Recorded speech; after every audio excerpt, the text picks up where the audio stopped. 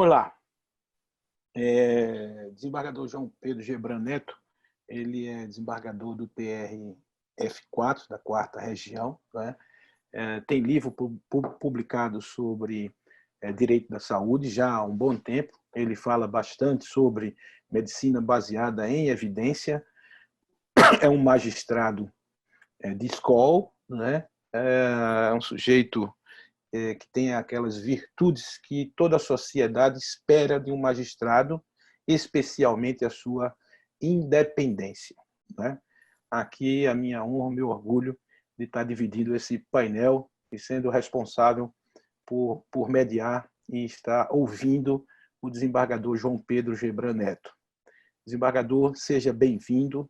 Muito obrigado de coração a todos vocês que se dispuseram a dedicar um pedacinho do dia de hoje para essas 173 pessoas que estão nos ouvindo nesse momento. A toda a equipe do Instituto, ao Antônio Maciel, ao Tony Azevedo, que em poucos dias conseguiu gerar e produzir tudo isso. Não é fácil. Fizemos isso em respeito a vocês, os 177, 78, 180, enfim, a todos aqueles que ingressaram agora, o meu boa noite, o meu bem-querer a cada um de vocês. Que Deus nos proteja, que Deus nos ilumine. Desembargador Gebran, a palavra é sua. Muito obrigado, Luiz Mário. Eu agradeço aí a todas as pessoas que estão participando e nos assistindo.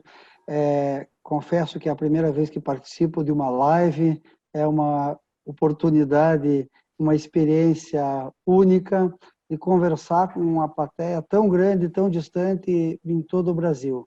Agradeço, em primeiro lugar, ao Luiz Mário, ao Antônio Maciel, que organizaram esse evento, junto com o Tony, e gostaria de agradecer de modo especial poder estar ao lado do Dr. Clene Schulz, do Dr. Breno Duarte, do Dr. Marcos Erhardt, nessa conversa informal, não é palestra, não é aula, mas é tratarmos de temas hoje que são absolutamente candentes na vida nacional. As pessoas estão todas nas suas casas, a sua grande maioria, nós temos o problema da saúde pública, desse coronavírus, e ao lado disso também temos o problema aflitivo daquelas pessoas que estão hoje sem recursos, aquelas pessoas que estão sem atividade econômica e que não conseguem hoje prever a possibilidade do seu ganha-pão para o dia seguinte. São dois direitos fundamentais que se contrapõem e colocam todos nós diariamente num exercício desafiador de pensarmos em que medida, quais são os valores que devemos mais imediatamente ou mais prioritariamente proteger. Esse é o desafio que está posto hoje para a sociedade brasileira. Antes do Poder Judiciário em si, a sociedade brasileira hoje que está dentro desse momento, dentro deste choque de realidade que vem de um vírus que se propaga, de um vírus que é altamente contagioso e que se propaga letalmente uma parcela significativa da população. Por isso que eu gostaria de começar a minha fala a trazer, a relembrar um tema que para mim, desde o início que eu comecei a trabalhar com direito à saúde, eu comecei a tratar, que dizia respeito a escolhas trágicas. E isso passava por critérios de escassez absoluta e de escassez relativa. Tive a oportunidade de fazer um curso e foi online, isso me chama a atenção que agora retomo esse tema também online, numa universidade norte-americana da Pensilvânia, onde um professor chamado Zach Emanuel começou a tratar desse tema de escassez absoluta e escassez relativa. E por que isso é importante? Isso já era importante porque nós, do Poder Judiciário, quando vamos tratar de medidas judiciais, e aí eu comecei a compreender e talvez encontrar algum conforto dentro das minhas aflições, nós no Poder Judiciário, quando vamos tomar decisões envolvendo o direito à saúde, nós estamos fazendo escolhas. estamos fazendo escolhas e precisamos de critérios racionais para realizarmos essas escolhas. Essas escolhas não podem ser aleatórias, essas escolhas não podem ser voluntaristas, essas escolhas devem ser fundamentadas em alguma racionalidade que possa produzir um resultado, se não ótimo, pelo menos um resultado muito bom. Um resultado que seja útil e um resultado que seja o mais eficaz possível.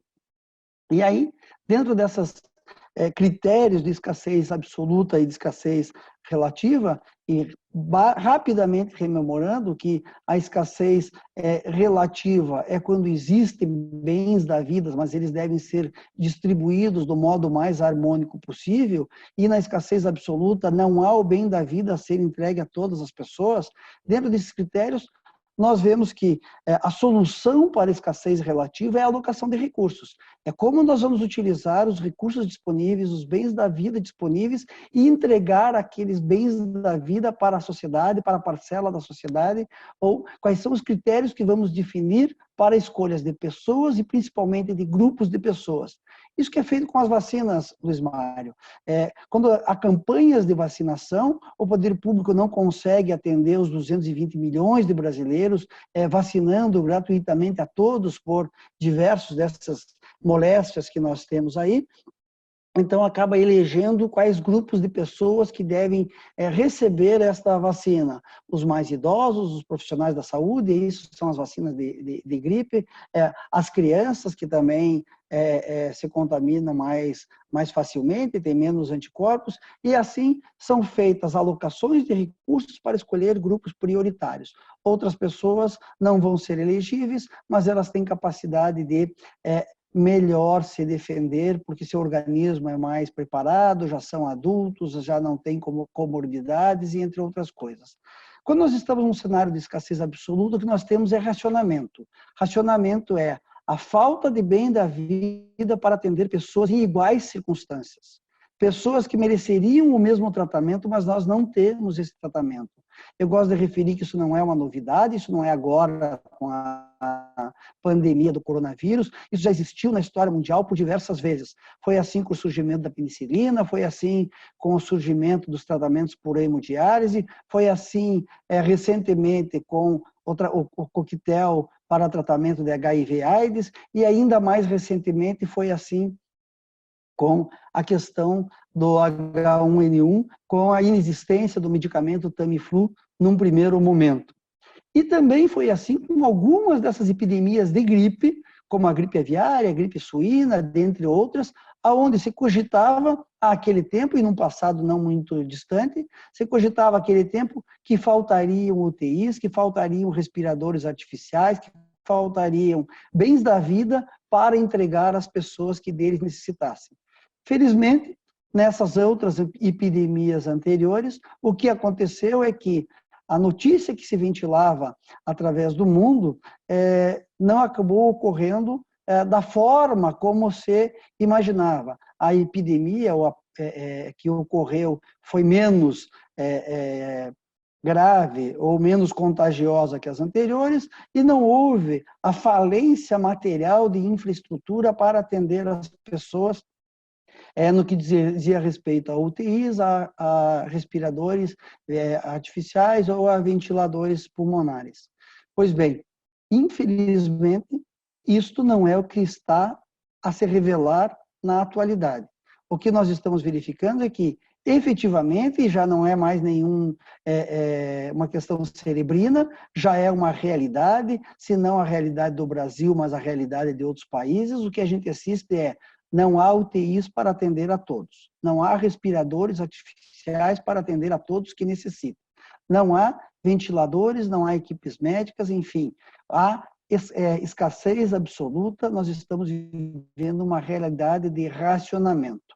O racionamento para nós, até então, no Brasil, era um racionamento que vinha ou de energia, ou de água, ou então um racionamento um pouco mais distante em períodos de guerra, mas agora nós estamos às portas de um racionamento de infraestrutura, de um bem da vida que vai se tornar absolutamente indispensável, que são UTIs, que são respiradores artificiais e que são diversos equipamentos médicos para atender essa população. Isso, para mim, é essencial. É essencial por quê? Porque dentro daquele curso que fiz referência há pouco, acaba por dizer quem é competente para a tomada de decisão. E esta é a chave do problema. A chave do problema não reside em saber quem deve tomar a decisão em cenários de escassez absoluta e quem deve tomar a decisão num cenário de escassez relativa. Se no cenário de escassez relativa são feitas aquelas escolhas que fiz referência entre grupos de pessoas, a tomada de decisão é feita via de regra por leis, por protocolos, por instituições responsáveis por regular determinadas situações. Num cenário de escassez absoluta, que é esse cenário de racionamento, que é esse cenário de falta de bens da vida para atender pessoas em iguais condições, essa decisão acaba não sendo, ao final e ao cabo, política, muito menos jurídica, Breno. Essas decisões acabam sendo decisões técnicas. Ao final e ao cabo, quando chegarem diversas pessoas, e o exemplo que eu costumava dar antes do surgimento do coronavírus, era se tivéssemos um acidente de ônibus ou de trem, que tivesse muitas pessoas que ia correr para determinada unidade hospitalar, quem vai decidir? As primeiras pessoas que vão chegar aos hospitais são os socorristas das ambulâncias. Às vezes não é nenhum socorrista, às vezes é um motorista que parou ali, uma pessoa que parou para ajudar, que vai atender algumas pessoas e levar para os hospitais. Quando chegar naquele hospital abarrotado, são os médicos, os intensivistas, os profissionais de saúde que vão escolher aqueles que vão para as UTIs, aquelas pessoas que vão sofrer as primeiras cirurgias, aquelas pessoas que vão, infelizmente, ser deixadas de lado porque a situação clínica delas é tão grave que não permite auxílio, e aquelas outras que podem esperar por um atendimento talvez um pouquinho mais demorado. E esse cenário de competência é fundamental. E é fundamental nesse momento crítico que nós estamos vivendo. E o papel que o Poder Judiciário pode e deve desempenhar tem que estar inserido dentro desta discussão de competência.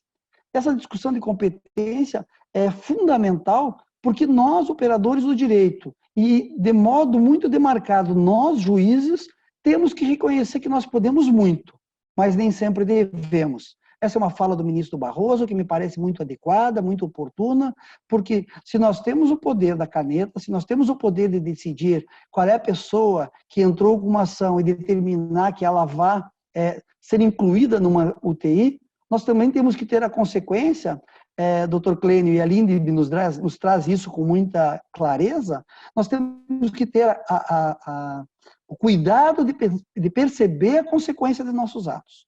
O cuidado de perceber que quando nós determinamos o ingresso de uma pessoa numa UTI, numa determinada fila, privilegiando em relação a outras, nós estamos fazendo uma escolha. E nós podemos estar fazendo uma escolha de uma pessoa com rosto, nome, CPF, que aparece no processo, mas em detrimento de muitas ou outras pessoas que nós não vemos e não assistimos. E por isso que a tomada de decisão não pode ser individual. Por isso que a tomada de decisão tem que ser uma tomada de decisão que pense nas consequências, que pense na organização do sistema. E é isso que eu gostaria de chamar a atenção neste primeiro momento. Que nós precisamos ter consciência de que só conseguiremos atuar num cenário de racionamento com um resultado maximizador diante de um cenário de escassez absoluta se nós pensarmos no todo. Se cada um de nós agirmos, como é conhecido o exemplo da tragédia dos Badius, que cada um de nós chegarmos agindo de modo a se apropriar do todo, faltará para a grande maioria das pessoas. É como se todos nós fôssemos hoje ao supermercado e esvaziássemos as prateleiras. E as milhares de pessoas que não podem ir nesse momento no supermercado vão padecer. O exemplo do supermercado é muito menos gritante do que o exemplo que ocorreu na Itália recentemente, onde os médicos tinham que fazer escolhas sobre quem atender, como atender, quais os critérios. E isso me leva ao segundo ponto que eu gostaria de destacar neste momento, que a minha fala vai em relação aos médicos e aos profissionais da saúde. Tenho profunda preocupação com a saúde, não apenas a saúde física, mas a saúde mental desses profissionais. E nós temos que cuidar como sociedade para que eles tenham parâmetros para as tomadas de decisões. É extremamente difícil para o profissional de saúde quando chegam diversos pacientes precisando do bem da vida, que são as UTIs, que são os respiradores, que são os ventiladores, ele ter que fazer essa opção. Não é correto que isso seja largado para uma decisão pessoal de cada um daqueles profissionais de saúde que estão num setor de emergência e tem que tomar uma decisão que praticamente não é humana em ter que decidir sobre a vida e a morte das pessoas. Nós precisamos urgentemente estabelecer parâmetros. Nós precisamos urgentemente trazermos guidelines para que essas decisões não sejam pessoais, que essas decisões não sejam passionais, para que aquelas pessoas que tomem as decisões digam: eu tomei a decisão amparada segundo um regramento que uma medida provisória, ou que o Conselho Federal de Medicina, ou que o Ministério da Saúde, ou que a Secretaria Estadual de Saúde, enfim, que algum organismo já previamente estabeleceu critérios para escolhas desses pacientes. Isso é um cuidado que nós temos que ter com os profissionais que, talvez, no exato momento, sejam os profissionais mais importantes da nossa sociedade, que são os profissionais de saúde, que são aqueles profissionais que, em primeiro lugar, estão sofrendo o risco de serem contaminados por essa moléstia. E são os únicos profissionais que podem salvar o resto da humanidade. Talvez haja um exagero da minha parte, quando eu digo da humanidade, mas são os profissionais que podem salvar os restos de nós, seres humanos, que podemos nos recolher em casa e podemos, em alguma medida, nos precaver desse cenário absolutamente dramático que estamos vivendo. Por isso, gostaria de passar a segunda parte da minha fala para fazer mais uma vez referência ao médico norte-americano Zach Emanuel, que, juntamente com diversos outros médicos, fez uma publicação chamada Alocação Justa de Escassos Recursos Médicos na Época da Covid-19. Esse é um documento que está na internet, ele obviamente escrito em inglês, mas hoje em dia as ferramentas permitem que acessemos através da internet, inclusive com a tradução. E nesse documento, eles trazem algumas recomendações para a alocação de recursos, que eu diria que não é nem tanto a alocação justa de recursos, mas é a escolha de produtos em momentos de racionamento, mas traz 6 recomendações para a atuação. A primeira recomendação, me parece bastante óbvia, mas é essencial e talvez por isso seja a primeira, nós temos que maximizar benefícios. E aí vem a primeira parte da tragédia, porque nós temos que atender dentro dessa maximização aquelas pessoas que têm condições, que apresentam as melhores condições de recuperação. Esse é um vírus que o quadro geral que ele apresenta, que é ou as pessoas se recuperam ou as pessoas vão para óbito. E dentro desse cenário, nós temos que maximizar a utilização desses recursos.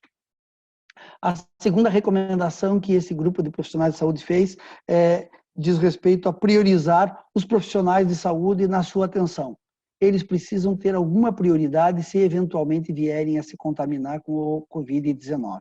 E precisam ter prioridade não apenas porque dedicam o seu labor ou a sua vida a atender os seus semelhantes, mas também porque nós não temos condições de formar outras pessoas. Eles são essenciais neste momento da sociedade. São pessoas que, se recuperarem, vão continuar sendo muito mais útil para a sociedade, para que possam tratar outras pessoas e curar outras pessoas. Isso não envolve apenas médicos, envolve médicos, enfermeiros, fisioterapeutas, enfim, profissionais de saúde em diversas áreas. E ainda dentro da segunda recomendação, eles dizem, também devem ser priorizados profissionais que têm essencialidade dentro da manutenção dessa infraestrutura hospitalar.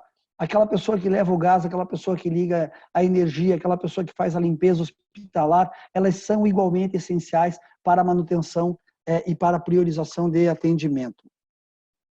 A terceira critério dele, é um critério que me chamou muito a atenção, diz respeito a pacientes com prognósticos semelhantes deveriam ser escolhidos de modo randômico ou por meio de loteria.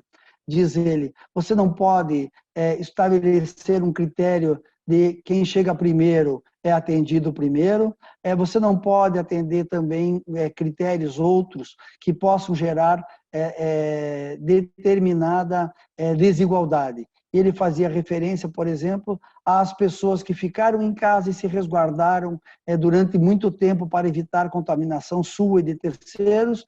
Provavelmente, se vierem a se contaminar, vão se contaminar por último, e as estruturas vão estar sobrecarregadas. Essas pessoas não podem ser punidas pela cautela que tiverem em detrimento das pessoas menos cautelosas. A quarta recomendação diz respeito a vacinas. Assim que haja vacinas ou as vacinas que estiverem disponíveis, sejam elas de gripe ou sejam elas se vierem a descobrir vacinas para o coronavírus, seja no coronavírus, nós devemos priorizar idosos e profissionais da saúde, a exemplo do que já é feito com as vacinas de gripes existentes. A quinta recomendação, priorizar também pessoas que participem de pesquisas, e hoje, por causa da doença, tem várias pessoas que acabam se sujeitando ou aceitando participar de pesquisas. Essas pessoas, se o estado de saúde delas se agravarem, têm que ser atendidas prioritariamente. Me parece que aí nós temos hoje, dentro da medicina baseada em evidência, vou tentar falar disso rapidamente daqui a pouco, Luiz Mário, nós temos pessoas que participam, se voluntariam para receber tratamentos que são hoje experimentais. E, por fim, como última recomendação, eles estabelecem que pessoas portadoras de outras moléstias não podem ser legadas em segundo plano em relação à Covid. Toda vida humana importa, toda vida humana deve ser respeitada, e o grau de gravidade é que deve determinar a internação. Os profissionais da saúde não estão totalmente desassistidos em relação à internação em UTI. Marcos Enhart sabe bem disso. O Conselho Federal de Medicina estabeleceu na Resolução 2156 de 2016 critérios para a priorização em UTIs. Mas esses critérios para priorização fixados pelo Conselho Federal de Medicina, importantes, corretos, válidos, foram critérios estabelecidos para tempos de normalidade. Foram critérios estabelecidos num momento em que, em tese, nós teríamos UTIs e equipamentos suficientes para atender todos ou a grande maioria das pessoas. O critério, em momento de pandemia, num momento de anormalidade, esses critérios ainda se revelam insuficientes. Por isso, mais uma vez, eu conclamo as instituições para que fixem critérios, para que esses critérios não sejam deixados às mãos dos profissionais da saúde, não porque eles não saibam decidir, eles sabem decidir, sabem estabelecer critérios, mas porque essas pessoas vão padecer também pela ausência de critérios. Por último momento, Luiz Mário, eu gostaria de fazer referência à medicina baseada em evidência. Hoje em dia, a comunidade científica desenvolveu aquilo que é mais próximo à melhor racionalidade possível para a escolha e incorporação de tecnologia em saúde no mundo. E essa incorporação de tecnologia em saúde no mundo está baseada hoje, em quase todos os países, na medicina baseada em evidência. Nós temos diversas instituições que tratam de medicina baseada em evidência, fazem levantamentos com base em evidências científicas, e esses levantamentos com base em evidência científica decorrem de ensaios clínicos randomizados, decorrem de uma série de níveis de evidência científica, de modo que permitem ofertar a melhor solução técnica que a sua comunidade científica sabe desenvolver, consegue reconhecer nos dias atuais. E isso está repleto em diversos sites, talvez o mais conhecido deles seja um instituto norte-americano, que é o Cochrane Collaboration, o qual é possível verificar evidências científicas nos mais diversos segmentos. É isso que o CNJ tem feito, através do seu Fórum Nacional de Saúde, levado aos magistrados, através de uma plataforma eletrônica chamada ENATJUS, onde nós estamos tentando levar o conhecimento das melhores evidências científicas para a tomada de decisão dos juízes. Mas em tempos de coronavírus, nós temos baixíssima evidência científica desenvolvida no mundo. O Hospital Sírio-Libanês, o Hospital Albert Einstein, que fazem parte deste projeto, junto com o Ministério da Saúde e com o CNJ. Eles têm trazido informações, têm colocado informações nesses sites, mas no site do NatJus, do ENatJus, é possível as pessoas acessarem através da página do Conselho Nacional de Justiça, mas essas informações ainda são muito precárias. E são precárias porque o coronavírus, a primeira notícia que se tem delas é de dezembro de 2019. Por mais que a comunidade científica acelere nas suas pesquisas, nós ainda não temos elevado grau de conhecimento para dizer qual é a melhor forma de tratamento. Hoje, o que nós sabemos é as pessoas que estão com estado de saúde mais grave, elas precisam de UTIs, precisam de respiradores artificiais e há algumas tentativas de drogas noticiadas aí pela imprensa em geral, de drogas utilizadas para tratamento de malária, que podem ser utilizadas para o tratamento da Covid. Mas ainda assim, em situação muito excepcional, segundo orientado pelo próprio Fórum Nacional de Saúde do CNJ, segundo um parecer do Hospital Sírio-Libanês, e ainda quando por orientação médica e em casos excepcionais. Não é para as pessoas saírem tomando esses medicamentos, não, hoje em dia sequer é possível comprar mais sem receita médica, mas o que de resto nós verificamos, seja para esses medicamentos ou para qualquer outra atitude, nós precisamos de muita cautela e serenidade para tomar essa decisão. Por último, e agradecendo já a atenção de todos, e me alonguei bastante nessa minha fala inicial, Luiz Mário, eu gostaria de dizer que é indispensável que em qualquer ação judicial sejam ouvidos os gestores. É de fundamental importância que, antes de serem concedidas medidas liminares, por mais urgentes que sejam, é que nós consigamos fazer diálogos institucionais, que nós consigamos estabelecer um mínimo de contraditório para que o juiz, antes da tomada de decisão, ele se apodere de informações de qualidade, informações de ambas as partes, informações para que ele tome uma decisão segura e atente, como diz a lei, a LINDB, Lei de Introdução às Normas de Direito Brasileiro, que essa decisão também meça as consequências para a sociedade como um todo. E com isso agradeço a atenção de todos e me coloco à disposição. Muito bem, desembargador Gebran, como sempre, lúcido, claro, ponderado, direto, objetivo. Muito obrigado por compartilhar conosco. Eu quero deixar aqui, avisar a cada um de vocês, né, que nós temos 245 pessoas assistindo nesse momento. É uma live muito robusta, não é? Em razão, especialmente para o Instituto Luiz Mário Moutinho, e como todos sabem, tem um DNA presencial e inicia com o pé direito, inicia muito bem nesse ambiente online. E aí eu quero agradecer a todas essas pessoas, as 247 pessoas que estão aqui nos assistindo. E essa é a força, na verdade, do time de professores. Obrigado, desembargador Gebran, obrigado, Breno Duarte, obrigado, Clênio Jair Chuse, obrigado, Marcos Errar, obrigado, Maciel, obrigado. Fica aí que o negócio ainda vai esquentar. Um grande abraço, até já já, vou ficar por aqui só ouvindo. Marcos Errar.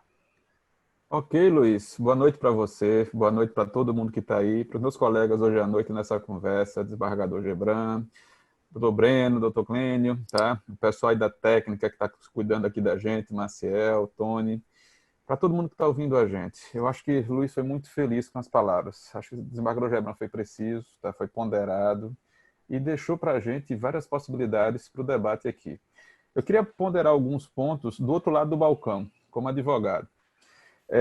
A primeira coisa que me preocupa no momento que a gente vive é que a gente vai ter pedidos deduzidos durante a pandemia, só que a gente tem uma série de pedidos anteriores à pandemia que estão em tramitação e que não foram deferidos e que parece que nesse momento, em princípio, diante da pandemia, não são tão relevantes, mas pessoas estão dependendo disso. Então, a gente precisa levar em consideração que a gente vai ter que trabalhar multitarefa, vai ter que trabalhar paralelamente. As pessoas que estão com pedidos que não são necessariamente ligados à Covid, mas que têm doenças crônicas, precisam de cirurgias com urgência, precisam de atenção, porque a vida não espera. Isso precisa ser tratado. E quanto mais agrava a situação, mais difícil para você ter espaço para uma cirurgia, mais difícil para você ter um leito para internação, para outras doenças que não são especificamente essas relativas à Covid. Na primeira parte da fala do desembargador Gebran, ele tratou da escassez, e por conta da escassez a gente tem que fazer escolhas. Para a gente fazer escolhas, a gente precisa de critérios, e para a gente definir critérios, eu preciso de fundamentação. E aí a gente vem para a primeira grande pergunta. Quem é que estabelece esses critérios? O magistrado, o Conselho Federal de Medicina e os congêneres, o Ministério da Saúde na legislação. O fato é que a gente, no momento, não tem critérios para períodos de desastres. A gente pode tentar adaptar e utilizar, por analogia, critérios para momentos de calmaria. Ou, se a gente tinha critérios para o período de desastres, não para um dessa magnitude, eles nunca foram testados desse jeito. E o problema do critério é que o critério ele traz uma solução a priori, ele traz uma solução em abstrato. E o critério faz com que a gente não analise o caso específico. E na visão de quem está no tribunal e na visão de quem vai julgar, ele vai ter vários casos repetidos. Já o advogado está pensando no caso daquele cliente que procurou ele. Então, é uma diferença de perspectiva de varejo, tá, e de atacado. Eu estou no varejo e a perspectiva é do atacado. Para quem está do outro lado do balcão, tá, a fundamentação é essencial para poder compreender o motivo do deferimento ou o motivo do indeferimento, tá? E principalmente num período onde o Código de Processo Civil vai permitir aos profissionais que façam petições muito mais simples do que o normal, sem a fundamentação, por conta da urgência. E esses mecanismos de tutela de urgência do Código de Processo vão agora ganhar uma evidência em relação a isso. A minha preocupação com a definição dos critérios que é a seguinte: vai ser uma decisão irrecorrível, porque na prática o que vai acontecer é que eu tenho 4 pessoas para escolher quem vai ocupar uma única vaga, e a gente é ser humano, como médico é ser humano, e quem vai aplicar os critérios, ele pode errar. Pode ser que alguém tenha outro critério que deveria ser analisado com prevalência, e naquele momento isso não foi observado corretamente. E a gente precisa ter um mínimo de transparência na aplicação dos critérios, precisa que as pessoas que não vão ter negado esse atendimento recebam uma resposta: olha, não tem vaga para você, olha, tem alguém mais grave, tá? Como acontece, por analogia, quando alguém requer um tratamento na rede privada e há uma recusa, eu imagino a revolta dos parentes, a angústia das pessoas que vão procurar o atendimento, não vão encontrar atendimento e não vão ter resposta porque o atendimento não foi fornecido. E para mim me preocupa bastante o fato da gente estar num país de dimensões continentais e a pandemia ela vai evoluir em velocidades diferentes dependendo da região do país. E se a gente não tiver uma análise desses critérios, ou os critérios muito bem postos, a gente pode ter uma diferença de aplicação desses critérios dependendo do estado. E aí a gente vai precisar de uma resposta muito rápida dos tribunais e dos tribunais superiores em relação a isso, para poder a gente não ter 2 pesos e 2 medidas, apesar de ter uma lei federal, uma resolução do Conselho Federal de Medicina estabelecendo critérios específicos. Os critérios que foram apresentados aqui durante a fala vêm sendo discutidos em vários momentos, em vários fóruns, mas eu tenho uma preocupação, e aí não como advogado, como professor. Toda vez que a gente pensa em hermenêutica e aplicação de critérios, a primeira lição é: não se aplica um critério isoladamente. A gente tem que aplicar os critérios em conjunto. Quanto mais critérios forem levados em consideração, menor a chance da decisão ter um problema ou ter uma decisão equivocada. E o que é que vai acontecer? Muitas pessoas vão acabar se focando num critério específico. Eu acho muito razoável, por exemplo, focar nos profissionais da saúde nesse momento. Mas eu tenho que levar em consideração que a gente tem outras profissões essenciais e que a vida continua. Eu tenho um ministro de Estado, eu tenho uma professora que dá aula para 50, 60 alunos por turno, ela tem 1.000 alunos durante o ano, e eu tenho um auxiliar de enfermagem, eu só tenho uma vaga, os dois têm o mesmo tipo a mesma adequação nos outros critérios. É muito difícil, porque a gente vai fazer uma escolha trágica. Tá? Qualquer uma das respostas vai causar prejuízo para o lado que não for contemplado, para o lado que não for escolhido. Então, transparência nos critérios, uso cumulativo dos critérios, possibilidade de rever as decisões, Como a gente tem nos casos, por exemplo, de morte cerebral, que existe todo um procedimento e a decisão é tomada por mais de uma pessoa justamente para evitar a falha humana, ou para pelo menos reduzir essa situação. E nesse raciocínio, Luiz, e eu não quero passar de 5 minutos para poder a gente continuar nesse debate, para terminar, a minha preocupação, eu acho que está corretíssima a preocupação de ouvir o gestor, acho que isso é essencial, porque ele vai estar na linha de frente, ele vai poder dar um cenário, ele tem as informações que a parte que vai formular o pedido não tem acesso, mas a gente não precisa esperar que a crise se agrave para poder ouvir o gestor.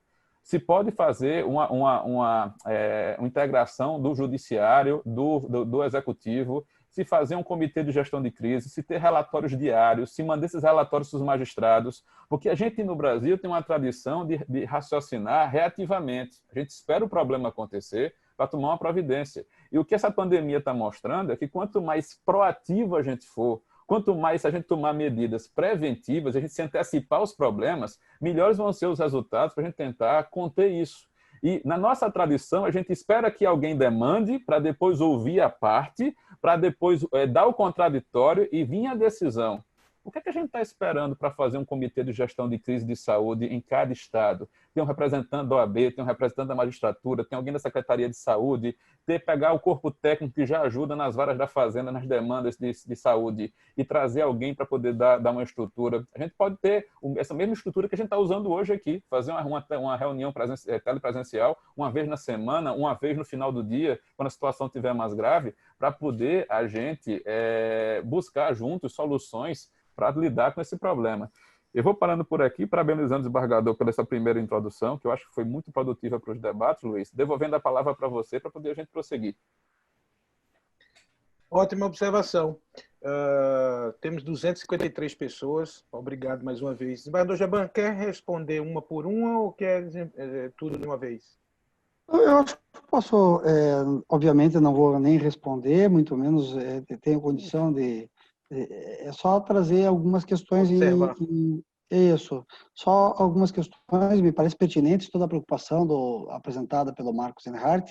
Em primeiro lugar, eu gostaria de falar sobre pedidos anteriores e pendências, e me parece que uma das recomendações que fiz referência era exatamente isso. Outras patologias não restam prejudicadas ou preteridas em relação à Covid.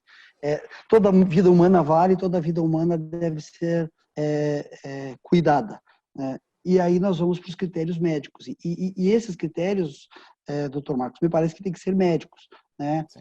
Se é possível se estabelecer prioristicamente alguns critérios e que esses critérios, por exemplo, privilegiem alguns tipos de profissionais, como está na recomendação que eu fiz referência, via de regra, o que vai solucionar ou deveria ser determinante não é a profissão da pessoa, mas principalmente a condição física, clínica de cada uma daquelas pessoas.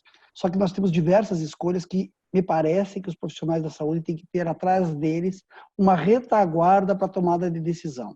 E essa retaguarda não pode ser da sua consciência, da sua fé ou da sua livre escolha, né? Porque alguns podem escolher, outros podem escolher e padecer até mentalmente em relação a isso. Mas me parece que é preferível que você tenha essa retaguarda previamente estabelecida. E essa retaguarda pode ser e deve ser clínica, médica, porque no mais das vezes o que vão chegar são iguais. Iguais na condição de ser humano, que não são profissionais da saúde, que não são detentores de alguma especificidade, como eu falei dos profissionais da saúde, ou mesmo daqueles que realizam atividades essenciais para a manutenção da infraestrutura da sociedade como um todo.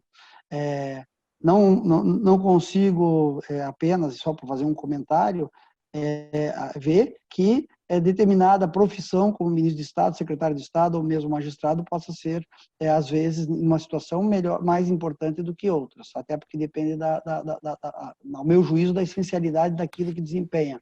Me parece que o nosso ministro da Saúde hoje está num posto extremamente privilegiado do ponto de vista da essencialidade do seu desempenho, da sua função, mas também é igualmente essencial e importante aquelas pessoas que estão fazendo a base para que ele possa tomar as corretas decisões que me parece que vem adotando até o presente momento. Mas a condição de saúde é o que vai ser determinante para a grande maioria das pessoas.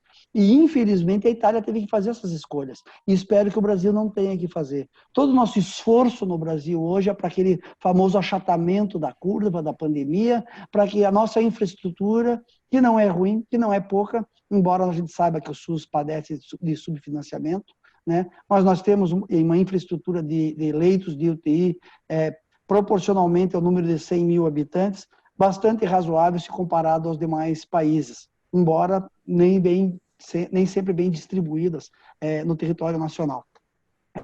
O que é fundamental para essas escolhas é a questão de saúde de cada indivíduo. E na Itália tiveram que fazer escolhas. E, infelizmente, tiveram que pegar aquelas pessoas que estavam em situação mais precária e que a chance de recuperação era muito pequena e deixar padecer e permitir que aquelas pessoas que teriam maior chance de recuperação fossem tratadas. Eu não gostaria de tomar nenhuma decisão dessa espécie, eu não gostaria de deixar às mãos de outros profissionais esse encargo absolutamente pesaroso.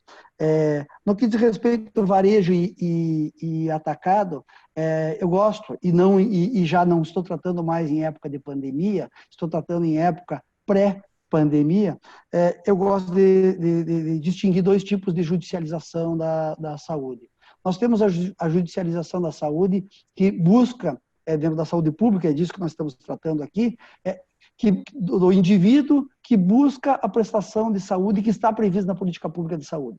E, de outro lado, nós temos a judicialização da saúde das pessoas que buscam algo que não está dentro da política pública de saúde. E distinguir uma coisa de outra, ao meu juízo, é essencial. É essencial porque aquilo que não está na política pública de saúde, me parece que o Supremo começa a dar os primeiros passos em relação a isso, com as suas mais recentes decisões, aquilo que não está na política pública de saúde, e daí, ao meu juízo, deveria ser objeto de ação coletiva. Já não poderia ser pleiteado individualmente, né? Agora, aquilo que está na política pública de saúde é um direito subjetivo que o Estado incorporou e se propôs a prestar. É óbvio, e volto para a tragédia dos vadios, se todos ocorrerem ao mesmo tempo, não terá para ninguém, ou terá para o primeiro e o segundo, né? E isso é hoje, ao meu juízo, o ponto mais importante que nós deveríamos tratar. Nós deveríamos tratar em como entregar aquilo que está prometido, porque sequer o Estado brasileiro, pré-pandemia, entregava aquilo que estava prometido dentro das políticas públicas de saúde. E essa é, para mim, uma tragédia do nosso Sistema Único de Saúde, essa é uma tragédia decorrente do nosso subfinanciamento, né? Nós teríamos que ter a preocupação de entregarmos aquilo que está prometido. Então, com essas rápidas considerações para tentar colocar um pouquinho mais de informação nesse nosso debate. Clênio, a palavra é sua. Maravilha. Obrigado, Luiz. Agradecer pela oportunidade de exercer essa função social, saudar os meus colegas de conversa aqui, o desembargador Gebran, agradecer pelo 1 minuto extra que ele me deu, ao juiz Breno, ao advogado Marcos Erra, ao advogado Maciel, ao Tony, e em especial esses 240 participantes que estão à distância nos ouvindo. Eu acho que o que o desembargador Gebran e os colegas mencionaram já basicamente resumem o cenário que nós vivemos atualmente. 2 semanas atrás eu li um comentário muito interessante de um articulista português chamado Luís Marques Mendes, em que ele dizia que essa pandemia é a terceira grande crise do século. A primeira foi o 11 de setembro, a segunda foi a grande crise financeira de 2008 e agora nós teríamos essa pandemia. Eu até gostaria que ele estivesse equivocado ou certo em determinados pontos, mas eu acho que se nós somarmos as consequências do 11 de setembro e da crise de 2008, nós não vamos chegar próximo ao cenário que nós estamos vivendo e que nós potencialmente viveremos nos próximos dias. Então, eu acho que dentro dessa perspectiva, e aí já se começa a trabalhar, e aí muito a gente faz referência do cenário que se vive hoje na Itália, na Espanha, nos Estados Unidos, que também está sendo atingido agora de uma forma muito rápida. Oxalá nós no Brasil nós não tenhamos essa dimensão como tem acontecido nesses países. Agora, se chegar a esse ponto, o que eu fico imaginando, e aí eu acho que dentro dessa perspectiva, e esse é o ponto inicial da minha conversa, do início da minha conversa, dos limites da intervenção judicial durante a pandemia, eu acho que nesse cenário de guerra, é, é, a, a, a própria oitiva do gestor, ela ficaria inclusive inviabilizada, porque ouvir um gestor ou ouvir um médico previamente a uma decisão judicial significaria dizer para o gestor, olha, para o médico, ou você faz o ofício e me responde, ou você salva uma vida. Então, essa seria mais ou menos a escolha trágica em um cenário de guerra. E é isso que efetivamente tem acontecido nesses países. Eu não tenho notícia, enfim, não sei. Claro que nesses países a judicialização ela não se encontrou nunca no patamar em que a judicialização da saúde se encontrou no Brasil. Nós vivemos um ativismo muito grande, e esse é um debate muito interessante, né, do ativismo e da autocontenção. E me parece que há essa tendência, durante esse cenário de exceção, esse cenário de pandemia, de haver uma autocontenção quase absoluta do Poder Judiciário, exatamente dentro dessa perspectiva que já foi mencionada pelos colegas que me antecederam. Então, essa discussão sobre a judicialização da saúde, basicamente em um cenário de exceção, a própria judicialização, há essa tendência de haver uma redução do âmbito de atuação dos juízes. E eu tenho observado, em grandes casos, em decisões que foram proferidas nos últimos dias, especialmente dessas que o Conselho Nacional de Justiça tem levantado e acompanhado nesse processômetro que o juiz Breno mencionou. O próprio Supremo tem feito também um processômetro das ações judicializadas durante a pandemia, e a proposta exatamente que o juiz tem feito é exatamente essa. Embora haja evidência científica, embora haja urgência, o caso aqui não é de conceder nenhuma liminar, nenhuma tutela de urgência, exatamente por conta dessas circunstâncias da impossibilidade fática do cumprimento de uma decisão de um fornecimento de um medicamento ou de uma internação, ou seja lá o que for. O próprio CNJ publicou uma resolução 10 dias atrás, suspendendo os prazos de todos os processos judiciais no Brasil. Então, em tese, qualquer decisão judicial hoje proferida por um juiz do Brasil, em tese, ela não precisa ser cumprida imediatamente, porque os prazos estão suspensos, salvo situações excepcionalíssimas em que o próprio juiz precisaria, obviamente, mencionar. Pois bem, então eu acho que o cenário da intervenção judicial nessa perspectiva, em um cenário de pandemia, é exatamente esse. Basicamente, uma ausência de intervenção ou uma deferência quase absoluta, usando a linguagem técnica dessa discussão de ativismo e autocontenção, é exatamente uma deferência e um respeito às decisões do gestor. Agora, o que o judiciário potencialmente não vai tolerar? Abusos eventualmente praticados pelo gestor. Alguns exemplos. O cenário de pandemia passou a fazer com que alguns gestores passassem a utilizar aquele instrumento do direito administrativo chamado requisição administrativa. Então, a gente tem visto aí no noticiário, nos jornais, que o ente público federal, o ente público estadual requisita respirador, requisita servidor, requisita hospital, materiais hospitalares, EPI de municípios, de hospitais menores, e muitas vezes deixa um vazio naquela localidade. Então, nesse tipo de situação, me parece que o judiciário vai exatamente fazer um controle exatamente para evitar abusos praticados pela administração pública, de modo a não se sabe se prejudicar alguém ou prejudicar ou beneficiar alguém em detrimento de outrem. Agora, essas situações, potencialmente nesse cenário de pandemia, podem ocasionar aquilo que se chama um período de exceção de guerra de liminares. Liminares proferidas pelos juízes do Brasil e que, em última análise, chegarão ao Supremo. E o Supremo tem utilizado de uma maneira muito frequente, em situações extremas, da DPF a arguição de descumprimento de preceito fundamental. A gente viu na greve dos caminhoneiros, o Supremo pega em uma decisão e diz, olha, qual a situação, como deve ser moderada essa circunstância. Eu acho que o próprio Supremo já está vigilante a essa circunstância, e vou citar aqui 2 exemplos de decisões proferidas pelo Supremo. Uma, em que o Supremo autorizou a administração pública a violar ou a não observar as regras da Lei de Responsabilidade Fiscal, exatamente com essa finalidade de gastar dinheiro, porque esse momento exige gastar dinheiro, e o próprio FMI, eu acho que pela primeira vez da história, autorizou que os estados façam endividamento, se endividem, e isso acho que nunca aconteceu na história, e o cenário exige isso exatamente porque a crise é muito grave. Mas, de outro lado, o Supremo não autorizou, por exemplo, um pedido da Presidência da República, da Advocacia Geral da União, para que suspendesse o prazo de vigência das medidas provisórias. A Constituição estabelece que as medidas provisórias têm uma vigência de 120 dias e depois de expirado esse prazo, se não é manifestação do Congresso Nacional, ela decai, ela perde a validade. E o Supremo não autorizou isso, porque seria uma carta aberta ao presidente da República para ele legislar. Até porque o próprio Congresso Nacional tem funcionado de uma forma inclusive, com votações à distância. Então, nessa perspectiva de um cenário de judicialização, o que eu vislumbro, Luiz e colegas, eu acho que é exatamente isso, uma autocontenção muito grande do Poder Judiciário.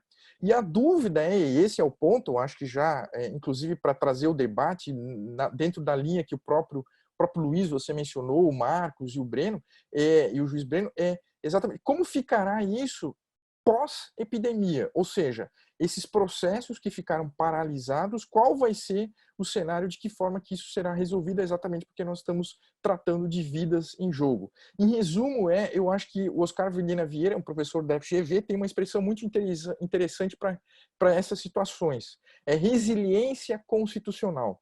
Como que nós vamos avaliar essa perspectiva e resolver esse cenário de guerra? O segundo ponto que eu gostaria também de fazer algumas observações é sobre a saúde baseada em evidência. Eu prefiro utilizar essa expressão mais ampla da saúde baseada em evidência, porque permite incluir outras áreas da ciência da saúde, não apenas a medicina, mas farmácia, enfermagem, enfim, a própria psicologia, nutrição, enfim. A ideia da saúde baseada em evidência é exatamente a utilização de um filtro, né, para que se encontre a melhor decisão. Há várias opções, aquela mais eficiente, mais eficaz e a menos custosa se utiliza. O Luiz já ponderou muito bem na sua observação que, nesse caso aqui, nós temos um cenário novo de pandemia, um vírus, a vacina deve chegar em um semestre, em um ano, 2021, não se tem muita expectativa no curto prazo em relação a isso, mas a judicialização no cenário de aplicação da saúde baseada em evidência é exatamente essa perspectiva que o desembargador Gebran mencionou, da utilização das plataformas e dos instrumentos que os juízes hoje já têm à sua disposição, tal como a plataforma do eNatijus, enfim, o uso dos Natijus por intermédio dos Natijus locais, enfim, que os estados criaram, junto com os tribunais, as secretarias estaduais de saúde. Então, os juízes, em geral, têm utilizado essa plataforma com essa finalidade de resolver suas decisões com base na melhor evidência científica possível. E por que isso? O juiz Breno mencionou isso. Tem um livro muito interessante publicado no ano passado, em 2019, por um autor italiano chamado Davide Servetti, que diz o seguinte: reserva de ciência e tutela da saúde. E ele diz resumidamente o seguinte: olha, determinados pontos que são inerentes à ciência da saúde, ninguém pode resolver senão aqueles cientistas da área da saúde. Então, ainda que há uma judicialização de uma cloroquina, de uma hidroxicloroquina, o que o juiz vai ter que dizer diante de um cenário deste? Ele vai ter que dizer o seguinte: olha, não sou eu a pessoa competente aí, concordo com o que falou o desembargador Gebran, para resolver, para dizer se isso tem ou não tem evidência. Eu vou ter que avaliar, vou ter que esperar. Eu não posso, de plano, autorizar o uso off-label sem que eu tenha confiança, sem que eu tenha confiabilidade, sem que eu tenha segurança no uso dessas tecnologias em saúde. Então, é exatamente essa a perspectiva. O Luiz citou o exemplo da política pública de saúde, né? Então, o que se deve adotar? O isolamento vertical, o isolamento horizontal. Nessa perspectiva, o cenário jurídico, diante da ausência de evidência, Luiz e colegas, me parece que o princípio da precaução ele responde de uma forma muito clara, previsto lá no artigo 225 da Constituição. A precaução é exatamente essa. Quando não se tem certeza absoluta ainda dos resultados, você deve evitar o dano. E de que forma que se evita o dano hoje? Isolando as pessoas. Então, essa discussão na perspectiva jurídica, a minha visão, me parece que se utiliza exatamente esse critério do princípio da precaução para evitar que o dano aconteça. Eu sei que muitos economistas, pesquisadores, o Thomas Friedman publicou um artigo no New York Times, que foi traduzido na Folha de São Paulo, no dia 26 de março, e ele dizia o seguinte, olha, é melhor que muitos peguem o vírus agora e se curem depois, ou nós vamos prejudicar e não vamos salvar a economia e vamos, portanto, prejudicar o nosso futuro. O grande problema dessa ideia, e aí que é, numa perspectiva imediata, pensa em salvar a economia, qual é? É que se muitos pegarem agora, nós vamos aumentar o número de mortos. E é exatamente isso que não se quer nesse momento. Por isso, nessa perspectiva, me parece que o raciocínio mais adequado é exatamente o uso do princípio da precaução para evitar que o dano aconteça. E é essa perspectiva jurídica, portanto, que me parece que é a mais adequada de ser utilizada.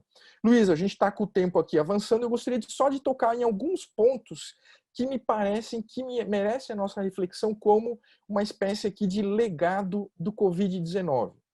O primeiro deles diz respeito a um tema já antigo, que é o investimento da saúde. Os municípios devem aplicar no mínimo 15%, geralmente gastam 30% do seu orçamento da sua arrecadação em saúde. Os estados, a legislação exige que devam gastar 12% da sua arrecadação em saúde. Geralmente chegam a 20%. Santa Catarina, no ano passado, chegou a 16%, quase 17%. A União gasta menos de 5% do que arrecada. Então, acho que nesse aspecto é preciso mudar. E aqui não estou fazendo análise política, eu estou fazendo análise fática. É preciso aumentar. A União precisa aumentar o gasto em saúde, nesse cenário de subfinanciamento. Então, esse é o primeiro legado. Segundo, cada vez mais a utilização da saúde baseada em evidência. Não se pode mais adotar opinião de achadores em redes sociais. Isso cada vez mais precisa ser acabar com esse tipo de circunstância. E eu acho que o cenário de Covid-19 vai ajudar a resgatar a saúde baseada em evidência. Uma terceira perspectiva como um legado, resiliência. O que as pessoas como vai ser o pós? Qual vai ser a perspectiva que as pessoas vão trazer? Nós teremos uma ideia de maior solidariedade, né? Qual vai ser? Nós teremos uma empatia maior nesse pós-Covid?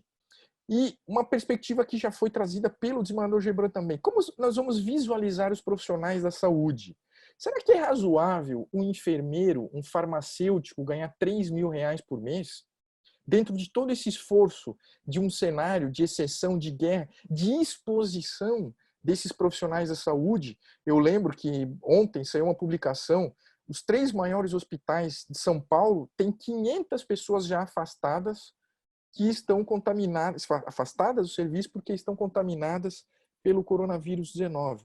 Então vejo que é preciso uma nova reflexão em relação a isso.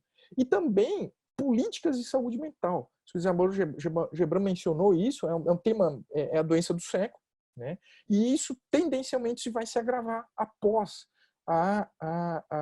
o cenário de pandemia. Então, essa perspectiva é exatamente que eu trago, porque existe um outro autor italiano, Alfonso Cellotto, que é professor de Direito Constitucional da Universidade Roma Tre, na Itália, eu concluo com isso, com essa reflexão, Luiz, publicou um livro em 2017 chamado A Era dos Não Direitos. Veja, 2017, antes do Covid-19, dizendo que nós vivenciamos a Era dos Não Direitos. Por quê? Porque aqueles direitos proclamados nas constituições dos países democráticos ocidentais, eles não foram em grande parte concretizados. Então, de que forma que nós podemos fazer, e essa reflexão fazer, e o nosso papel é isso, como servidores públicos, como pesquisadores, pessoas que estão aqui de boa fé na tentativa de melhorar e minimizar os efeitos, de que forma nós podemos fazer para evitar que essa era dos não direitos mencionada lá em 2017 pelo italiano, Afonso Cellotto, ela não efetivamente chegue nos nossos lares, nas nossas vidas e nas pessoas, enfim, nesses 215 milhões de habitantes do Brasil. Então, eu acho que a perspectiva e a reflexão que eu trago é exatamente essa. O que nós, como profissionais do direito, do judiciário, do sistema de saúde, enfim, nós podemos fazer para evitar um mal maior? E é esse o ponto que nós podemos, então, que nós devemos nos debruçar exatamente para evitar e para permitir que a sociedade tenha uma melhor qualidade de vida e evitar, inclusive, um dano maior. É isso, Luiz, eu devolvo a palavra para você e fico aí à disposição para novas reflexões e debates. Muito bem, bela exposição, debate riquíssimo. nossa audiência está firme, então estamos mantendo aqui, o que mostra o êxito desse trabalho. E agradecimento mesmo a todas essas pessoas que estão assistindo. Muito bem, aí o legado, viu, Clênio, que você se refere, alguns pontos, o Lottenberg, né, que é do Albert Einstein, ele levanta que alguns temas serão discutidos, né? Um deles é exatamente a questão da telemedicina, né? Esse é um legado, e o outro é uma questão da quantidade de leitos, né? Será discutido isso em termos de saúde pública. Ele já aqui faz essa observação. Essas observações que nós estamos fazendo, nós vamos mandar esse material para o pessoal. Confirma aí para mim, Antônio, é isso mesmo? Mandamos para o pessoal esse material via e-mail? Vamos mandar por e-mail o material em PDF, todos os artigos que foram citados. Obrigado. Eu vou passar aqui para... Nós temos ainda mais de 200 pessoas assistindo, e aí eu vou passar aqui para o doutor Marcos Errá fazer suas considerações. Depois nós vamos escolher aqui duas pessoas para fazer uma pergunta, né, ao vivo. Depois nós vamos responder, pedir aqui a todos, ao Clênio, ao Breno, ao Gebran, que a gente possa responder às pessoas e não deixá-las sem esse comentário. A gente manda pelo e-mail, tá bom? É com você, Marco. Obrigado, Luiz. Deixa eu dar primeiro os parabéns ao Clênio pela excelente fala, acho bem lúcida. Breno, de acordo com suas últimas ponderações, além do caso de novos medicamentos, de novos tratamentos, vai ter aquele caso clássico, que vai ser o seguinte: a rede pública vai estar saturada, a gente tem mais UTI na rede particular do que na rede pública, e vai se chegar um pedido numa vara da Fazenda para internação numa UTI de rede particular. Tá? Então, isso eu estou antevendo que vai começar a acontecer, se já estiver acontecendo em Rio e São Paulo. Esse é um aspecto. O segundo aspecto, voltando para o que a gente discutiu desde o início aqui, vão ser situações onde a pessoa não vai ter o atendimento por conta da escassez, e a questão que vão me perguntar no escritório é se ela vai ficar sem atendimento e sem indenização porque não foi atendida. Tá? Então, a gente vai desaguar no judiciário uma série de demandas tratando de reparação por danos. E não só de pacientes com a Covid-19, pacientes com outras doenças que nesse período não puderam ser atendidos. Aqui na minha região tem outra situação, e o Clênio falou sobre isso, sobre a requisição administrativa, porque alguns comerciantes tiveram 100% do estoque levado pelo Estado. E o que acontece? É mais ou menos assim: preciso agora, é uma emergência, estou na guerra, vou levar, quando eu puder eu pago. Essas pessoas não podem sequer tocar os seus negócios porque não tem estoque, tá? E estão com 100% dos seus produtos sem receber. Então, essa é uma situação que é específica, um interesse individual. Nessas horas de crise a gente pensa no coletivo, mas isso vai desaguar em ações no judiciário, eu não tenho dúvida. A gente estava discutindo aqui UTI, quando a gente não tem EPI para os profissionais da saúde utilizarem. E aí o que vai acontecer vai ser que o pessoal não vai ter máscara, vai se contaminar, alguns servidores públicos, infelizmente, vão vir a óbito, vão falecer, e nós vamos ter demandas no judiciário, nas áreas da Fazenda, de indenizações pelo dano-morte provocado pela doença, e vai vir uma discussão de nexo causal, se o cidadão ficou doente no hospital trabalhando, tá? Ou se ele contraiu a doença em outro lugar. Se é um profissional da área de saúde, eu acho improvável não se estabelecer nexo causal nessas ações. Não fosse isso, a gente tem uma discussão interessante, a gente começou a falar sobre isso, quem estava na sala no início viu a gente batendo papo, que se a legislação que vai alterar o Código Civil passar do jeito que o projeto se encontra, os prazos de prescrição e decadência entre particulares estarão suspensos ou impedidos de correr. E a questão aqui vai ser se os prazos para demandar a fazenda pública também vão se enquadrar nesse período de suspensão. Inclusive, há pedidos dos professores que leram os projetos que se esclareça logo isso agora, para não se criar mais uma fonte de demanda futura de ações judiciais, que podia ser resolvido com um parágrafo agora nessa alteração legislativa. Eu acho que a gente tem que levar isso em consideração. Então, a gente tem uma multiplicidade de assuntos para a gente estudar, mas para quem está na linha de frente, para quem vai receber as petições, para quem vai ter que despachar, a gente ainda tem que contar com a dificuldade de comunicação de acesso, porque ainda está todo mundo se adaptando para um judiciário e em home office para o judiciário, que ainda está se organizando. Tá? Então, acho que a palavra aqui vai ser colaboração, pegar a frase do Clênio de resiliência, acho que para todos nós, profissionais da saúde, profissionais do direito, tá? de qualquer carreira jurídica, acho que a gente precisa agora, antes de mais nada, nos ajudarmos para poder a gente tentar enfrentar isso do melhor jeito possível. Luiz, continua aqui economizando nosso tempo para os debates, devolvo a palavra para você. Tudo bem. Obrigado aí, Marcos Errar, pela colaboração, né? Uma observação aqui que me ocorreu, né? Pesquisadores defendem fila única de leitos públicos e privados contra o coronavírus, né? Isso parece que na Espanha também há um grupo de estudo aí ligado à USP, né?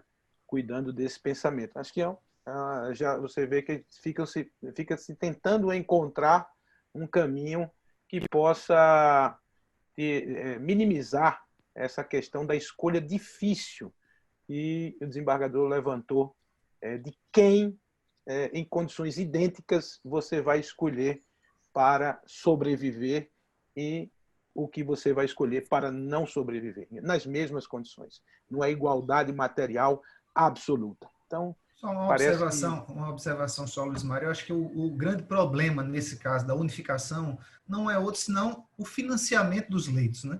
Porque ninguém está preocupado, na verdade, com a logística. Eu acho que é bem razoável que a inteligência artificial ou que, por exemplo, um algoritmo pudesse fazer a redivisão dos leitos de modo apropriado para que houvesse leitos suficientes, né, de acordo com uma demanda e uma procura, e isso pudesse ser equilibrado de uma forma objetiva. O problema maior que se coloca aí até então é a existência do financiamento.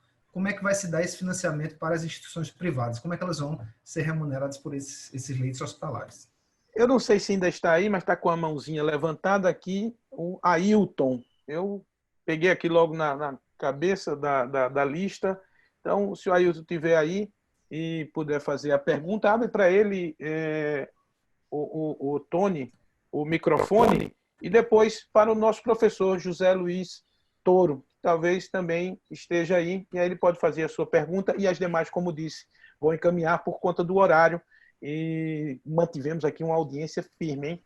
Só para que vocês tenham uma ideia. Ficou estável, ficamos a 260 pessoas, estamos com 203 pessoas. Mas vamos lá, abre aí, por favor, para o Ailton, não sei se vai ser possível tecnicamente. Já está aberto, já. Viu? Alô, boa noite. Ailton. Boa noite. Estou sendo ouvido? Você é de onde, Ailton? Boa noite, eu sou de Recife, sou juiz aposentado. Estou aqui tendo o prazer de ouvi-los. É um debate de alto nível. Parabéns ao Instituto, parabéns a todos. Você é Ailton Alfredo, é? Isso. Ailton Alfredo de Souza, isso. Vala-me, Cristo. Vai lá. O que eu gostaria de ouvir dos participantes é se... É claro que esse quadro de pandemia, ninguém sabe exatamente quando termina, quando necessariamente será o pico, se é hoje, amanhã, e as consequências muito menos. Seria o caso de se pensar para evitar decisões eu penso que vai haver muita judicialização, sim, se não seria o caso de se estabelecer competências exclusivas para determinadas unidades judiciárias para tratar de temas decorrentes dessa pandemia, para que a gente não pudesse diluir tanto. A nossa competência é muito diluída, sobretudo na justiça estadual, e a gente pode ter uma avalanche de decisões, no caso de Pernambuco, de Petrolina a Goiânia. O que é que os senhores acham disso? Petrolina Goiânia é porque ele é de Goiânia, tá? Então, quem levanta a mão aí, por favor, que pretende responder? Ou... Eu posso responder, Luiz? Pode? Gebran? Você perguntou ao desembargador se ele não quer? Não. Existe precedência. É do Clênio. É do Clênio. Eu acho que saudar o Ailton, tecnicamente é possível, por dois instrumentos. Uma é já uma recomendação do Conselho Nacional de Justiça, salvo engano 43, recomendando os tribunais especializarem as varas de saúde pública. Então, esse pode ser um instrumento. O tribunal respectivo baixa um ato normativo especializando. O juiz Breno, aqui da primeira vara da Fazenda Pública, poderia se transformar no juiz que receberia todas essas demandas.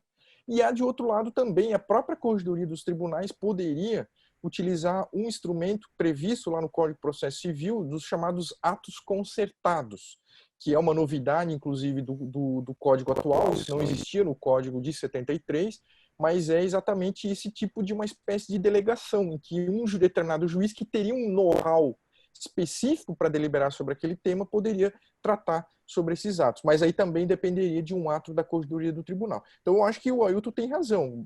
No cenário de guerra, cenário de exceção, de repente se poderia pensar em cada estado um juiz apenas deliberar sobre essas questões. Que fosse um juiz preparado, obviamente, para isso. Perfeito. E a gente já tem o Breno, né? Já tem o Breno. Está escalado. Eu queria só uma complementação. Alguém vota contra? Seu...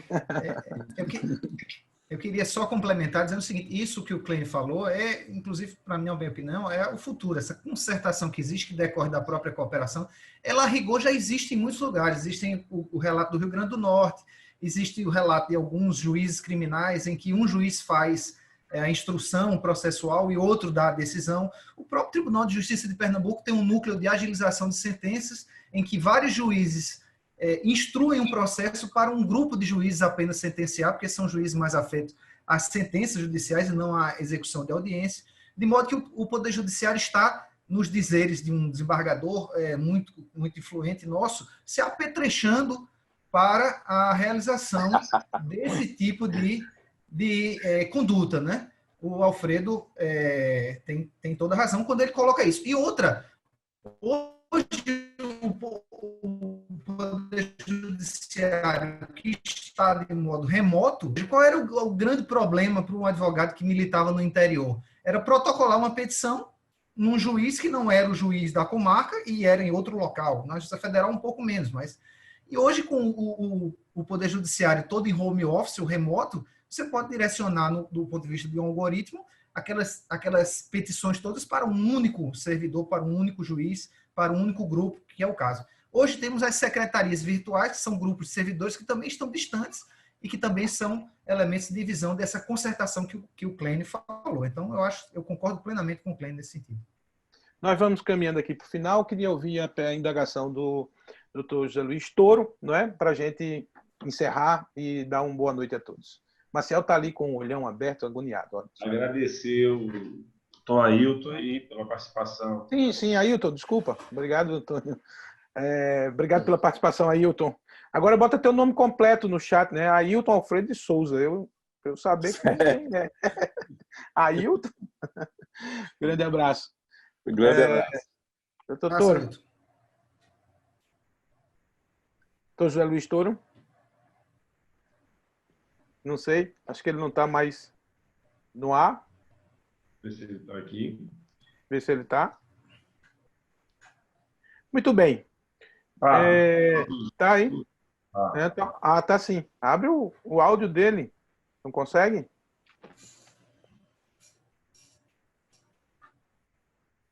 Não tá ouvindo, não? O áudio, ele precisa abrir o áudio dele, já foi permitido.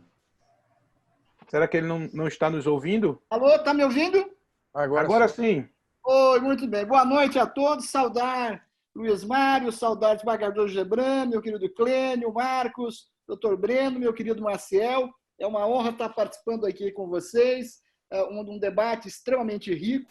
O que eu queria trazer aqui à colação é que eu penso que isto tudo, eu sempre procuro ver o lado positivo, até da própria tragédia que nós estamos vivendo, são os legados que isso vai nos deixar. Essa própria possibilidade de nós estarmos aqui conversando essa hora da noite, o Brasil inteiro, é algo surpreendente.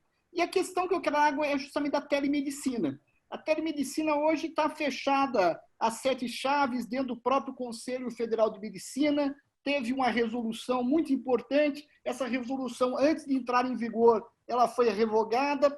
Esse debate está dentro da área médica, quando, na verdade, é um instrumento importantíssimo para toda a sociedade. Eu acho que esse debate não pode ficar somente dentro dos muros dos médicos, da seara dos médicos, mas é algo que interessa à sociedade, seja através de uma legislação, seja através de um acordo um pouco maior, mas eu acho que esse momento mostra que essa é uma ferramenta importantíssima, principalmente para um país como o nosso, um país continental, onde existem dificuldades de acesso imensas, a telemedicina é uma ferramenta que nós podemos usar tanto na área pública como na área privada, e hoje, talvez até devido a interesses mais corporativos, nós não temos isso à disposição. Há uma portaria hoje do ministro que acaba facultando durante esse período, mas eu penso que esse é um legado importante, que a sociedade tem que discutir, que não pode ficar somente dentro dos profissionais, dentro dos círculos deontológicos, essa questão. Era o que eu queria trazer aqui à colação de todos os ilustres palestrantes.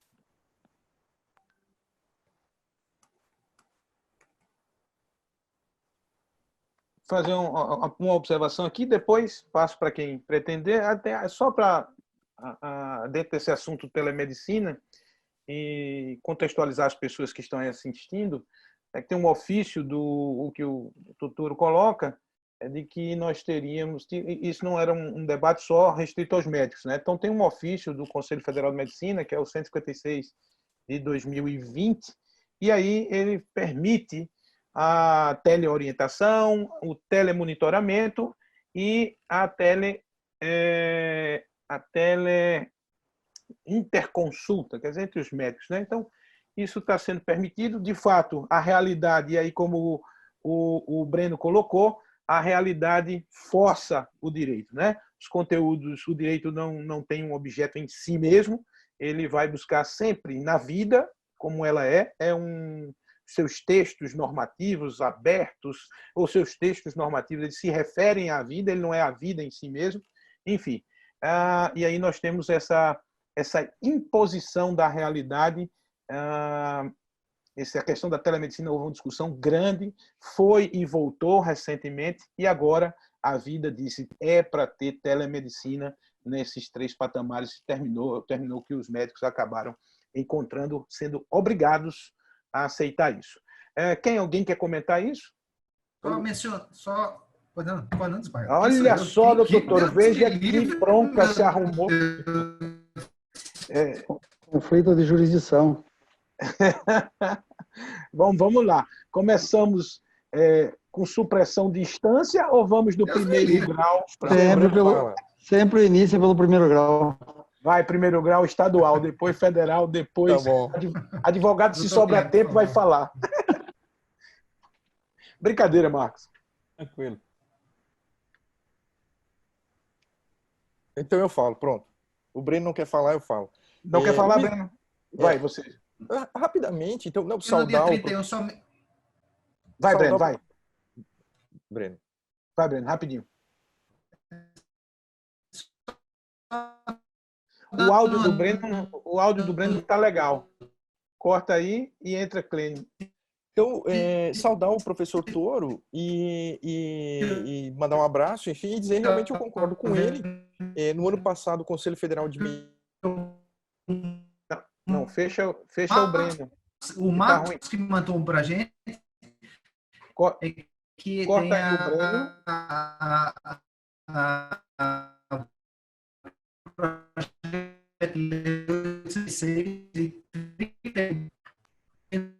Antônio, está me ouvindo? Acho que foi. Posso falar? Não sei, não tá. Vai, Clênio. A do Breno está muito ruim.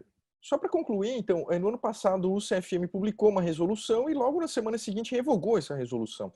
E nesse interregno de uma semana eu publiquei um artigo que depois você pode passar ainda para o pessoal que está aqui acompanhando, lá no Empório do Direito, e que eu disse o seguinte, olha, telemedicina já existe, é a realidade, as pessoas praticam isso, profissionais de saúde praticam isso, nas múltiplas perspectivas, como o Luiz mencionou, e o que eu sustento é o seguinte, em primeiro lugar, o que o Conselho de Federal de Medicina tem que regular nesse aspecto, ou qualquer ato normativo que fixe, que regulamente a telemedicina? Primeiro, o controle ético do médico, e segundo lugar, como tutelar o direito fundamental do cidadão. Essa é a finalidade. Por quê? Porque já existe a telemedicina. Faticamente, ela já existe. Então, essa é a realidade. E o que precisa é só regulamentar para que haja esse controle maior dos profissionais, para evitar abusos. Esse é o ponto, na perspectiva ética. Maravilha. Desembargador Gebran? Queria dizer se é possível que dentro desse cenário de pandemia algo de bom surja, né, nós vemos que algumas coisas já surgem. Uma delas é essa questão da tecnologia que nós estamos vivenciando e foi referida, inclusive, dos tribunais. E outra é a telemedicina. Hoje, o Congresso Nacional, pelas suas duas casas, aprovou um projeto que está submetido à sanção do presidente da República, tratando exatamente desse tema, regulamentando o uso da telemedicina, que passa a ser uma realidade, e, ao mesmo tempo, no seu artigo 6º, diz que compete ao Conselho Federal de Medicina estabelecer regras para a telemedicina. Talvez esse debate mereça ser aprofundado, mas eu quero dizer que quando o Conselho Federal de Medicina adotou aquela resolução posteriormente revogada, ela já era uma resolução bastante interessante, bastante auspiciosa, que trazia um avanço no que diz respeito à telemedicina. Eu acho lamentável que tenha sido revogada aquela resolução, talvez ela merecesse alguma revisão, algum debate, mas muito pontual, mas o fato é que ela só veio à luz depois de intenso e prolongado debate no seio do Conselho Federal de Medicina, que se prolongou por anos e que acabou sendo editada ao final de algumas gestões estaduais dos Conselhos Regionais de Medicina. E isso foi que gerou uma certa gritaria que acabou ensejando a revogação. Mas já lembro de ter lido a resolução, analisado e assistido a um evento que debatia exaustivamente essa resolução, e ela era pertinente, cuidadosa e que trazia avanços. Avanços esses que não se referem exclusivamente ao atendimento remoto, mas principalmente ao atendimento por especialistas em vazios assistenciais. Ela era uma coisa moderna que permitia levar para todos os cantos do país o que há de melhor em termos de informação e de tecnologia. E o Estado do Rio Grande do Sul, através do Telesaúde, já realiza telemedicina com imenso sucesso, inclusive com a redução drástica de diversas filas de atendimento com especialistas. Então, era essa a informação, e me parece que o tema é muito importante e louvável que o professor José Luiz Toro tenha trazido a menção. Aqui o Wagner Maciel, ele trata-se do PL 696 de 2020, que visa liberar o uso da telemedicina durante a pandemia do coronavírus. Após o período de calamidade pública, o Conselho Federal de Medicina ficará responsável pela regulamentação da atividade. Essa é a observação feita aí pelo Wagner. Muito obrigado, Wagner, pela sua participação. Ele diz também que o Congresso aprovou o projeto de lei que permite a telemedicina. Nos próximos 90 dias, seguiu para a sanção presidencial. Nós vamos juntar todo esse material e encaminhar para aqueles que se inscreveram, e aqui faço o convite a todos para acompanhar o nosso programa, que vai até o dia 30 de abril. Nós vamos ter aqui, a próxima é dia 8, não é? Dia 8 de abril, nessa semana nós vamos ter duas, e a partir daí, dá uma visitada, melhor você dar uma visitada no nosso site, www.Instituto Luiz Mário Moutinho, o Luiz é com Z, .com.br/Home Live. Lá você vai ter a programação toda, temos muitas férias, nós temos o tributário, nós vamos ter direito imobiliário, nós vamos ter no saúde suplementar, nós vamos ter também na parte de federalismo, discutir a questão do federalismo na crise, né? Nós vamos ter a parte de compliance, quer dizer, gestão de empresas em crise, essa questão toda será debatida aqui, é um debate muito rico e com pessoas desse calibre que vocês estão aí assistindo, tá bom? Então não deixa de seguir. Vou abrir aqui rapidinho o Marcos Errá para depois fazer nos despedir, né? Não vou caçar a palavra. Oi. Luiz, agradeço a participação do professor Luiz Toro. Sim, aí. Professor Toro, desculpa, mil perdões, é porque são muitos botões aqui que eu tenho que cuidar, e o senhor sabe, juiz não tem, é meio na caixinha, então ele não consegue ter muitas caixinhas abertas ao mesmo tempo, tá bom? Então, muito obrigado, desculpe aí, obrigado, Maciel, por chamar minha atenção. Abra aí por Marcos Errá para ele fazer as considerações dele, finais. Bom, pessoal, primeiro queria dizer que foi um grande prazer dividir com vocês aqui, ouvir várias visões, refletir sobre coisas que eu não tinha parado para pensar ainda, e eu estou vendo alguns comentários nesse sentido aqui no chat, eu acho que foi muito proveitoso. A gente está fazendo um exercício também aqui, em parte, de futurologia. A gente está olhando o que estava acontecendo, tentando imaginar como é que vão ser os destinos no judiciário, só que a gente está pensando ainda em resolver os problemas com base no que a gente tem de legislação posta, do que a gente tem de nossa experiência. E para esses momentos é muito comum que a gente tenha uma interferência do legislador, com novas leis específicas ou até medidas provisórias. Então, é difícil imaginar onde é que a gente vai estar daqui a 8 meses, mas o que eu posso imaginar é que daqui a 4, 5 anos, Clênio e Breno ainda vão estar sentenciando, tá, situações decorrentes desse momento agora. A gente está numa maratona, a gente não está numa corrida de 100 metros. Então, a gente precisa ir ponderando, avaliando o cenário, e esses momentos de conversa, Luiz, vão ser muito produtivos. Tem alguns temas que a gente não aprofundou aqui que vão ser aprofundados em outras lives daí dentro desse projeto. Eu acho que isso é interessante. Escolher um tema por noite, segmentar a discussão e depois tentar analisar isso em conjunto, tá? Da minha parte, eu queria agradecer aí a oportunidade e o convite e me despedir do pessoal. Desembargador Gebran, 1 minuto, aquele que eu estava devendo. Esse minuto é também de agradecimento, para dizer da qualidade do debate, qualidade inclusive de várias perguntas que tive a oportunidade de responder durante a nossa live no chat. Vejo que as pessoas estavam bastante interessadas e que o tema é extremamente sensível. E por ser sensível, nós estamos aqui a debater de coração aberto e preocupado fundamentalmente com a vida humana que está por trás de cada ação e de cada intenção nossa de proteger o cidadão, de proteger o ser humano e de tentar trazer o nosso melhor para toda a sociedade brasileira. Obrigado pela oportunidade de participar pela minha primeira vez numa live, e parabenizo o Instituto Luiz Mário Moutinho pela essa home live que criou essa oportunidade de debate no momento em que estamos todos nós isolados, informação de qualidade. Eu aprendi muito com os colegas, parabenizo a todos e agradeço. Clênio, 45 segundos. Certo. 3 pontos rapidamente. O juiz Breno mencionou, hoje os juízes já adotam internação e admissão em UTI, já determinam, quando não há vaga em UTI de hospital público, admissão em hospital particular. Há uma discussão posterior sobre quem vai pagar e quanto que vai pagar. Segundo ponto, o Marcos Erhard trouxe a questão da indenização. As pessoas que vão falecer na fila de espera, o que vai acontecer? Terão direito a uma indenização? Eu acho que o ponto é esse. Nós teremos uma jurisprudência específica da crise, é essa jurisprudência da crise que vai responder. E para finalizar, Luiz, um tema importantíssimo na judicialização da saúde pública é a discussão sobre o fim da vida. Esse é um tema que historicamente nós não tratamos no Brasil. Nós somos latinos e temos dificuldade de enfrentar isso, mas eu acho que é um tema que precisa de uma análise mais especial de quem atua na judicialização da saúde, dos profissionais do direito, exatamente dessa discussão do fim da vida e qual é o papel do judiciário, quais são os limites do judiciário nessa discussão. Então, eu agradeço aí mais uma vez, saudar a todos e eu fico à disposição em outros canais aí para, em outra oportunidade, alongar nesses temas. Um grande abraço. Clênio, tenho na família 2 pessoas que trataram desse assunto, do direito de morrer. Carla, minha irmã, na sua dissertação de mestrado, e Fernando Góes, que é meu tio psicólogo e fez também algo perto disso, tá bom?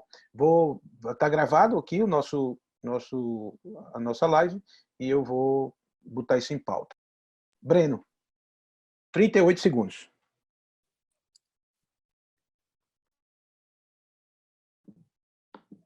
Breno, você precisa ligar o Abre som. o áudio, tá fechado seu áudio. Agora melhorou. Agradeço imensamente a oportunidade de estar aqui, de compartilhar os conhecimentos do desembargador Gebran, do Clênio e do meu colega Marcos Erhard, além de você, Luiz Mário, pela oportunidade. Coloco-me à disposição sempre para debater esse e outros temas que sejam afetos à área de fazenda pública, que é a minha área. Muito obrigado por tudo.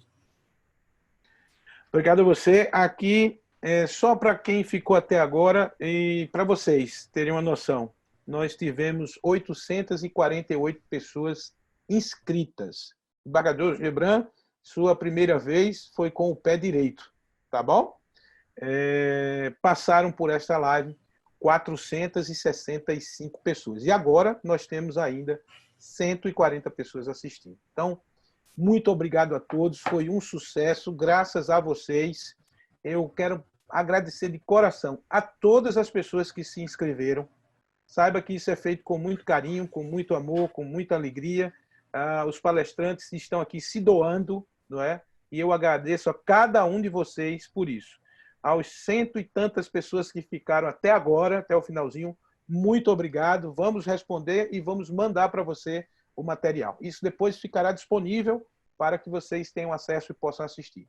Meu boa noite a todos e acompanhem toda a nossa programação, www.institutoluizmaremoutinho.com.br/homelive. Tá legal? Lá tem a programação e a próxima, dia 8/4, Marco Errá está intimado também para comparecer. Legal? Um abração. Tchau. Obrigado. Obrigado. Graças a Deus.